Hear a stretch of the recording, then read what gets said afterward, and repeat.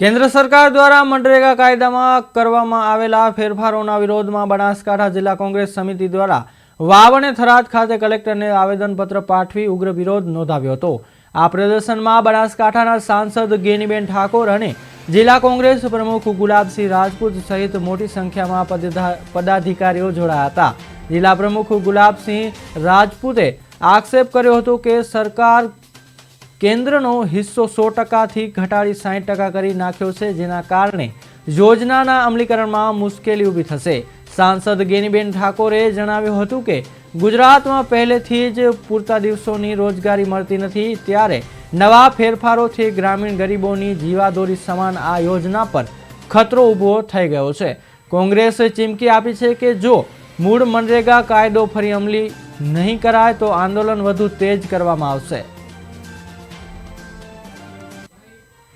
આજે વાવ થરાદ જિલ્લા વતી સમગ્ર કોંગ્રેસના કાર્યકરો સૌ કાર્યકર્તાઓએ સાથે મળીને મનરેગા યોજના વર્તમાન જે લોકસભાની અંદર બિલ લાવીને કાયદામાં ફેરફાર કરીને જે યુપીએની સરકારે ગરીબ અને મધ્યમ વર્ગના લોકોને પોતાના વતનમાં જ રોજગારી મળે એના માટે કરીને કાયદો બનાવ્યો હતો। મનરેગા મહાત્મા ગાંધીજીના નામે આ ગ્રામીણ યોજના એ ડેવલપિંગ પણ થતું અને ત્યાં સ્થાનિક લોકોને રોજગારી પણ મળતી।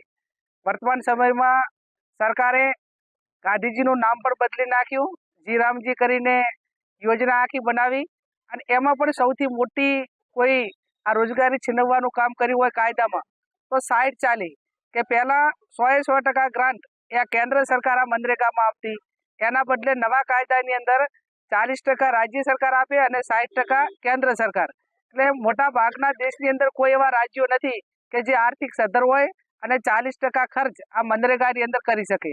એટલે સીધી રીતે આ યોજના બંધ કરી દીધી હોય એ પ્રમાણે આ કાયદામાં સુધારો લાવીને બિલ લાવીને ગ્રામીણ લોકોની રોજગારી છીનવી છે।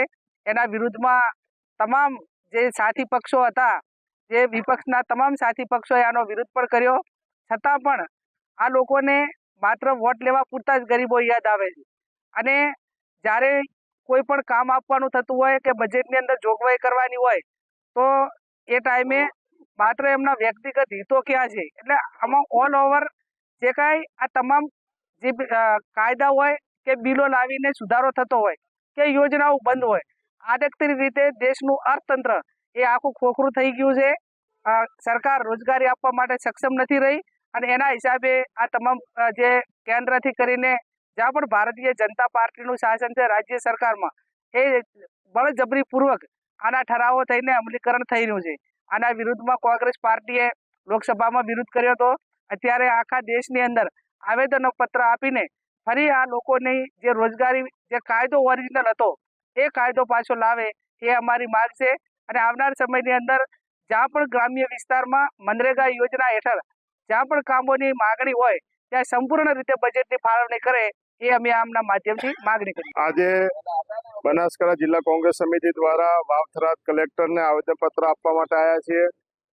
જે રીતે કેન્દ્ર સરકારે 2005માં મનરેગા કાયદો બન્યો અને દરેકને પોતાના ગામની અંદર એનો રોજગારનો અધિકાર આપવામાં આવ્યો। 100 દિવસની રોજગારી જે પણ કોઈ મજદૂર તરીકે કામ કરવા માંગતા હોય એને ગામમાં રોજગારી મળે એનો કાયદો આપવામાં આવ્યો અને જો કામ ના આપી શકે તો એને બેરોજગારી ભથ્થું આપવાનું જે નક્કી કરવામાં આવે એને અંદર હમણાં છેલ્લા સત્રની અંદર આલન ફાલનની અંદર કાયદો આખો બદલી નાખવામાં આવ્યો।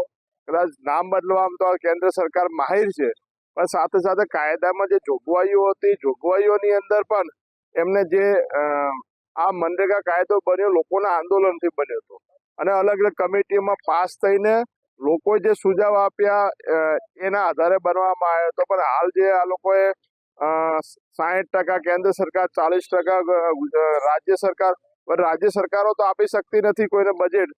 મનરેગા યોજના પણ ગુજરાતની અંદર સરખી 100 દિવસની જગ્યાએ 51-52 દિવસનો રેશિયો બને છે કામનો અને તેમ છતાં જે લોકોને પહેલાના કાયદા પ્રમાણે જ્યાં પોતાના ગામમાં રોજગાર આપવાની વાત હતી ને હવે નવા કાયદાની અંદર સરકાર જ્યાં ઈચ્છે ત્યાં રોજગાર આપવાની વાત કરી રહી છે।